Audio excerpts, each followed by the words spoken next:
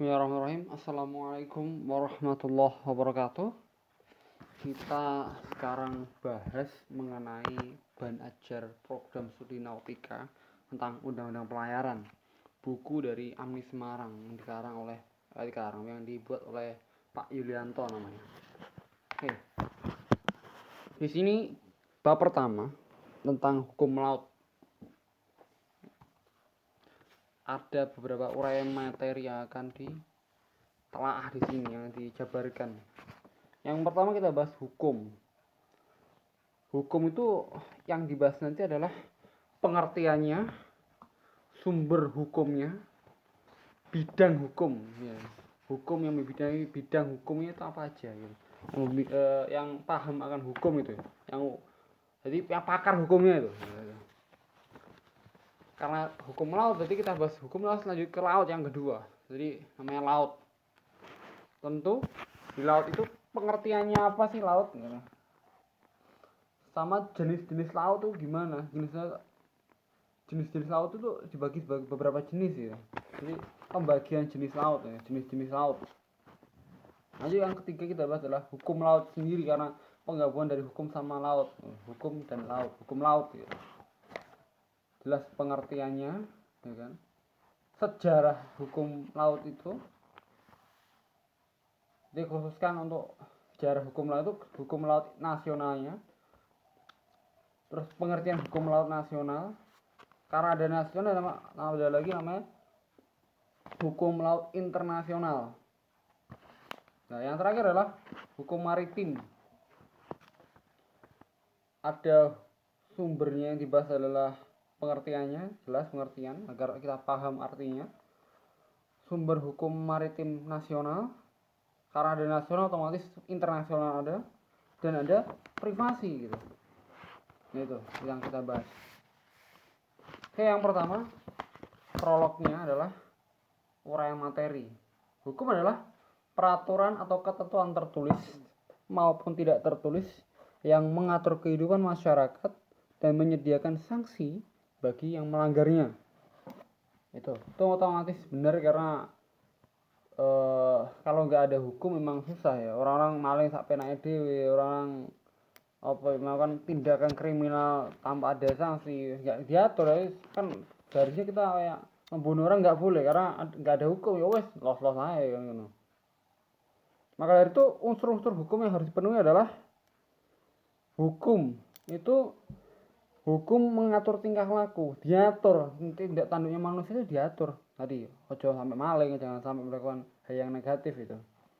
Nah, hukum itu mengatur tingkah laku atau tindakan manusia dalam kehidupan bermasyarakat. Isinya apa? Perintah dan larangan. Jelas. Perintahnya harus begini, harus taat bayar pajak atau harus taat lalu lintas gitu. Dan larangannya apa? Dilarang melanggarnya gitu. Nah, peraturan hukum ditetapkan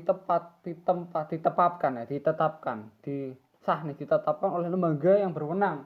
Tadi dibahas ya, lembaga itu apa aja ya. Insyaallah ya. Jadi hukum itu tidak boleh dibuat oleh sembarang orang, oleh orang biasa itu nggak boleh. Harus dibuat oleh lembaga yang berwenang di bagiannya.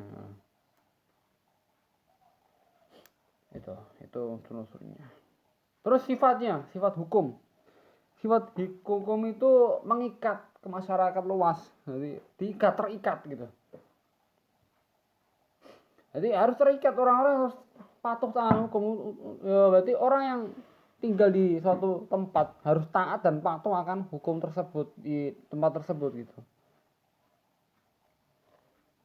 Terikat itu maksa harus melakukan itu, maksa harus patuh gitu. Kalau nggak dipaksa ya melanggar semua, jangan sampai melanggar. Gitu. Dan juga memiliki sanksi, jelas sanksi dari peraturan hukum. Sanksi. Kalau bisa melanggar jelas kena sanksi, makanya jangan sampai melanggar gitu. Karena kalau nggak ada hukum itu akan merepotkan orang, sampai enak dewe udele kan, melakukan pelanggaran gitu. Itu yang namanya hukum.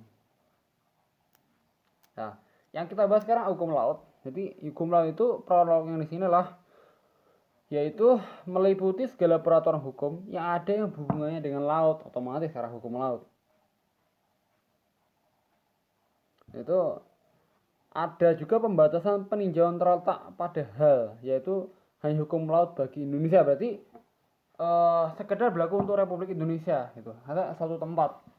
Berarti kalau misalkan kapal itu satu perairan ya, perairan itu perairan Indonesia, berarti patuh akan hukum lautnya di Indonesia.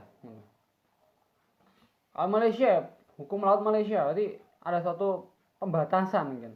Pembatasan terletak pada penamanya, jadi dikatakan hukum laut itu berhubungan dengan semua laut. Tapi kalau ada tambahan tempatnya berarti khusus di Indonesia itu, hukum laut Indonesia.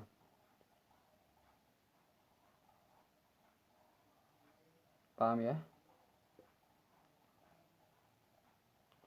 Oke, lanjut ke standar kompetensinya. Diharapkan setelah paham materi ini ya, penyampaian materi ini, para pelaut ataupun yang ini, karena ini khusus untuk pelaut atau taruna-taruni itu dapat menjelaskan dan atau mendeskripsikan pengertiannya, peran dan manfaat hukum laut, dan dapat juga menjabarkan dasar dan pembentukan hukum laut ini. Lanjut ke kompetensi dasar. Nanti semuanya dapat menjelaskan dan mendeskripsikan kembali tentang pengertian dan definisi hukum, menjelaskan sumber-sumber hukum yang digunakan, pemidangan hukum yang diperlakukan, ya kan? Hukum, menjelaskan hukum laut nasional itu apa, hukum laut internasional apa, dan hukum maritim. Ya. Jadi ini nggak cuma menjelaskan artinya, tapi penjabarannya itu. Paham ya? Masuk yang kedua, uraian materi, masuk ke isinya ya. Oke, ke uraian materi berikutnya itu hukum. Kita ke hukum dulu. Hukum itu sistem yang sengaja dibuat oleh manusia, jadi satu lembaga ya tadi, yang bertujuan untuk membatasi tingkah laku dari manusia itu. Jadi tujuannya apa? Agar tingkah laku manusia tersebut dapat terkontrol. Jadi maka dari itu hukum itu dari berbagai aspek yang sangat penting keberadaannya. Hukum itu penting. Jadi digunakan atas dan rangkaian kekuasaan dari suatu kelembagaan. Jadi hukum itu digunakan untuk mengatur, ya kan? Jadi bareng kuasa dari suatu lembaga ya, atau suatu negara ya. Jadi negara ini punya hukum ini ya. Jadi itu kuasa dari lembaga tersebut, negara tersebut untuk memperlakukan itu. Kita textbooknya. Hukum merupakan sistem yang sengaja dibuat oleh manusia yang bertujuan sebagai pembatas terhadap berbagai tingkah laku dari manusia agar tingkah laku manusia itu dapat terkontrol. Atau dengan kata lain, bahwasanya hukum adalah berbagai dari aspek yang sangat penting keberadaannya digunakan atas dan rangkaian kekuasaan dari suatu kelembagaan. Lanjut ya. Tugas dari hukum tersebut adalah untuk apa? Menjamin segala kepastian hukum di tengah masyarakat, jaminan gitu. Maka dari itu, untuk setiap warga negara memiliki hak untuk mendapatkan pembelaan di depan hukum. Sehingga dengan penjelasan ini kita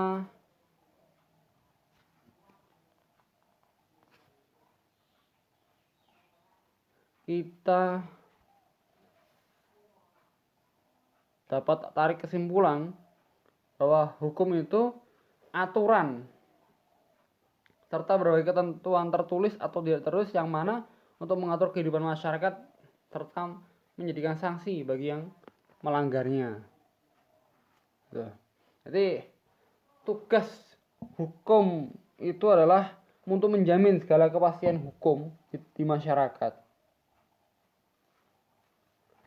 Jadi makanya setiap masyarakat harus memiliki hak yang dapat untuk mendapatkan pembelaan di depan hukum. Maka itu hukum itu berarti peraturan tertulis maupun tidak tertulis untuk mengatur kehidupan masyarakat dan menyediakan sanksi bagi yang melanggarnya. Itu tadi suatu pengertian hukum ya kan. Nah, ini sekarang definisi hukum dari para ahli.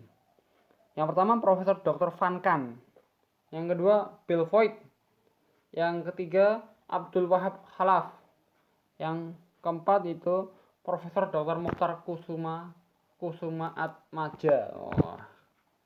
Kita bahas yang pertama Profesor Dr. Van Kan. Hukum adalah seluruh peraturan yang memiliki sifat memaksa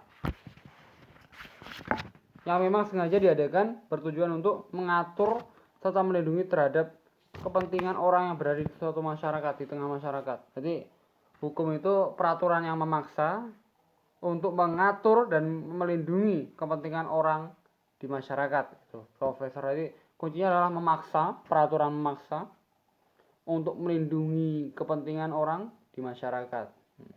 Itu Profesor Dr. Van Kan. Nanti kalau Bill Voigt, hukum adalah peraturan yang berlaku di masyarakat untuk mengatur tata tertib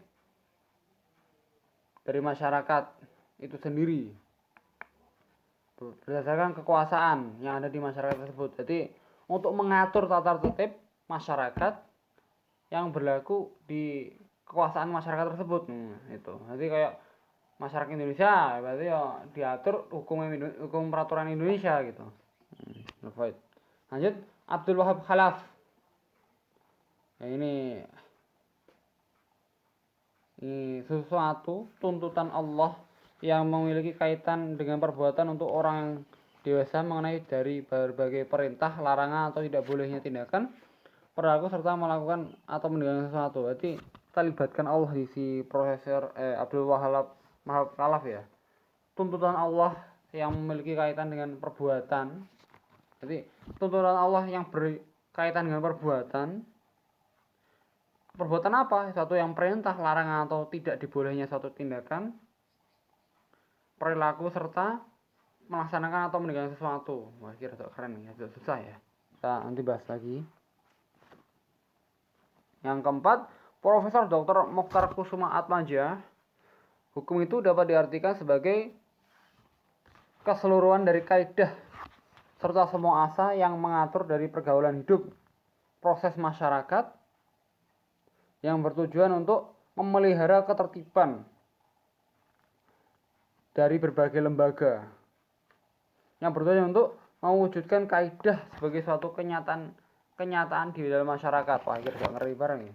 Jadi seluruh kaidah yang mengatur pergaulan hidup, proses bermasyarakat yang memiliki tujuan memelihara ketertiban serta terdiri dari berbagai lembaga yang bertujuan untuk mewujudkan kaidah sebagai suatu kenyataan di dalam masyarakat. Oke, masuk ke yang kedua ini, lanjutannya itu tadi sudah pengertian, sekarang ke sumber hukum.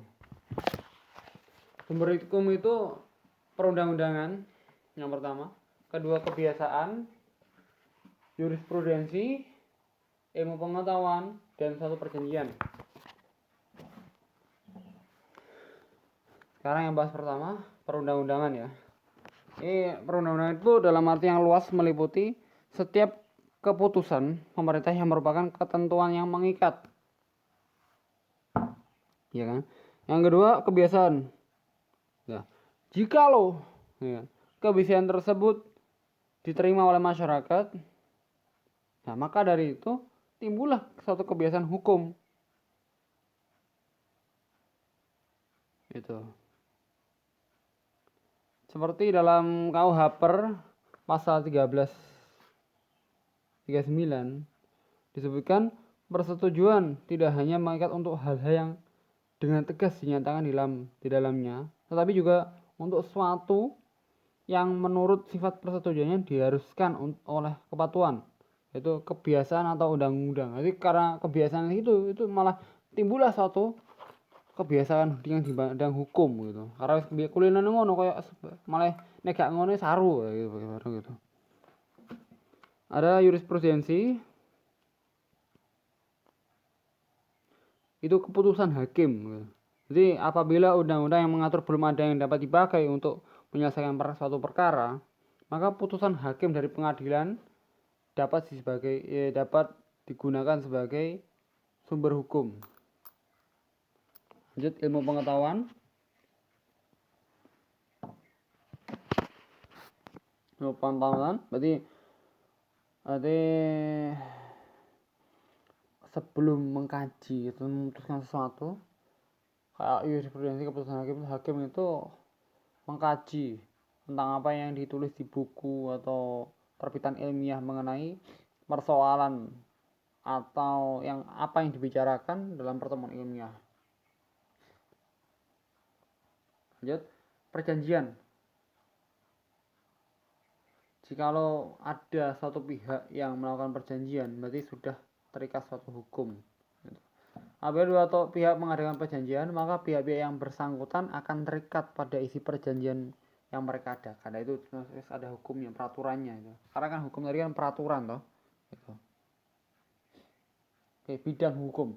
Ada menurut hierarkinya, kekuatannya, kekuasaannya, ada menurut isinya,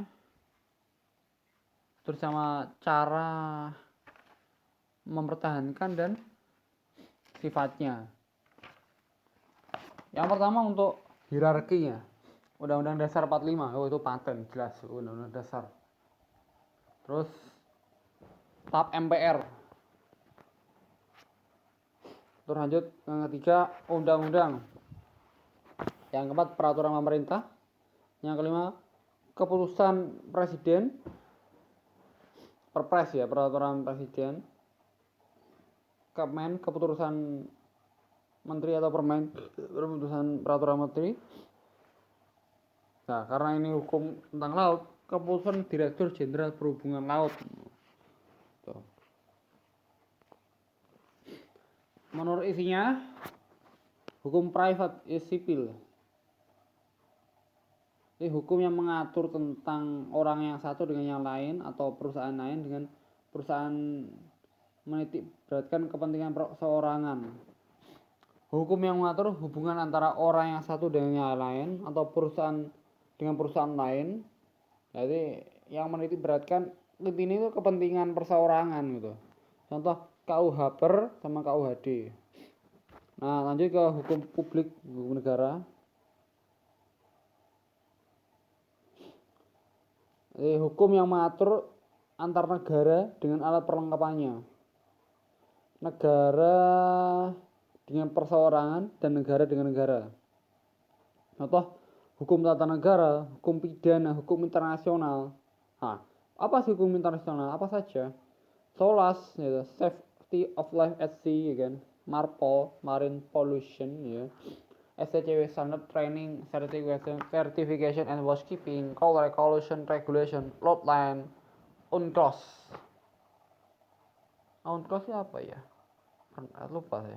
Nanti kita ada di video sebelumnya UNCLOS gitu dan lain-lain gitu. Lanjut ke cara mempertahankannya. Hukum material. Jadi hukum yang memuat peraturan yang mengatur kepentingan dan hubungan yang berwujud perintah dan larangan. Contoh hukum pidana, hukum perdata, hukum dagang dan lain-lain. Lanjut, hukum formil.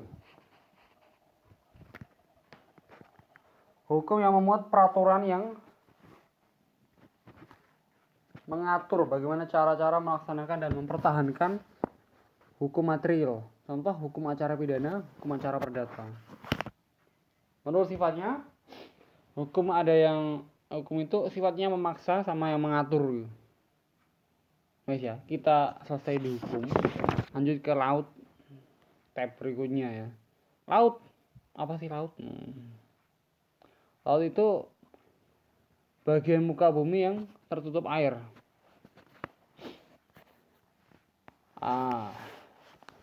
Jadi yang mempunyai salinitas yang cukup tinggi. Jadi saltinitas ya, salah tingkah nitas bukan. Saltinitas salah tingkah komunitas. salt asin ya, garam. Dan ilmu yang mempelajarinya disebut dengan oceanografi. Ada laut yang luas, namanya samudra. Samudra itu Samudra Pasifik, Samudra Hindia, Samudra Atlantik itu luas. Laut yang luas namanya samudra. Nah kalau laut sendiri, laut itu perairan yang terletak di antara pulau-pulau. Ini bagian muka bumi yang tertutup air dan punya kadar salinitas tinggi, kadar garamnya tinggi. Laut Tengah, Laut Kaspia, Laut Jawa, gitu. Laut Bali gitu.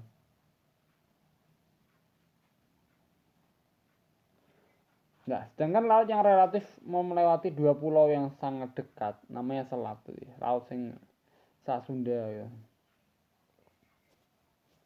Ada namanya teluk, yaitu laut yang menjorok ke daratan. Teluk Jakarta, Teluk Benggala. Terdapat juga laut yang sengaja digali atau dikeruk untuk menghubungkan daratan dan lautan untuk pelayaran, disebut terusan. Makanya ada terusan Suez gitu. Lanjut ke pengertiannya. Laut. Abdul Muthalib Taher tahun 2007, Daud Silalahi tahun 2001. Laut adalah menurut Pak Tahar tadi sekumpulan air asin yang memiliki jumlah yang luas dan mampu untuk memisahkan benua, pulau dan sebagainya. Untuk Pak Daud, laut itu salah satu unsur yang memiliki banyak manfaat bagi kehidupan manusia. Karena apa? Karena laut terdapat kekayaan yang bisa dimaksimalkan dalam kehidupan. Maka dari itu laut tiba. Lanjut ke yang berikutnya. Laut itu dibagi menjadi laut transgresi, laut ingresi, regresi. Untuk yang transgresi,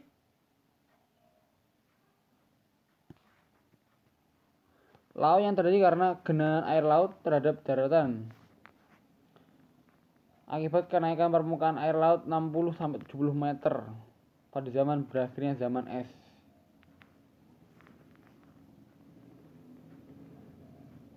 Maka itu mengakibatkan daerah dataran rendah Indonesia Barat dan Timur yang semula darat berubah menjadi laut dangkal. Contoh Laut Jawa, Selat Karimata, Laut Cina Selatan dan Laut Arafuru. Berarti kan aslinya dataran rendah karena di kenaikan permukaan air karena berakhirnya zaman es itu membuat dataran rendah itu menjadi laut transgresi, itu laut dangkal ya kan. Nah, kalau transgresi itu otomatis lautnya yang ngeleboni gitu, menggenang dari satu daerah naik gitu.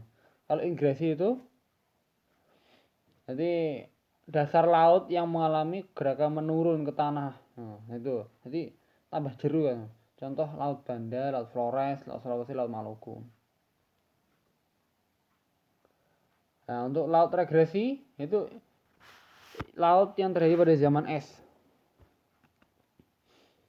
Itu menyempit, jadi laut yang menyempit terjadi pada zaman es karena terjadi penurunan muka air laut akibat temperatur di muka bumi pada umumnya turun 4-5 derajat Celcius. Wah ngeri ya, jadi tambah menyempit gara-gara es, jadi nyempit, itu namanya regresi. Lanjut yang 3, nah ini mungkin ke hukum laut.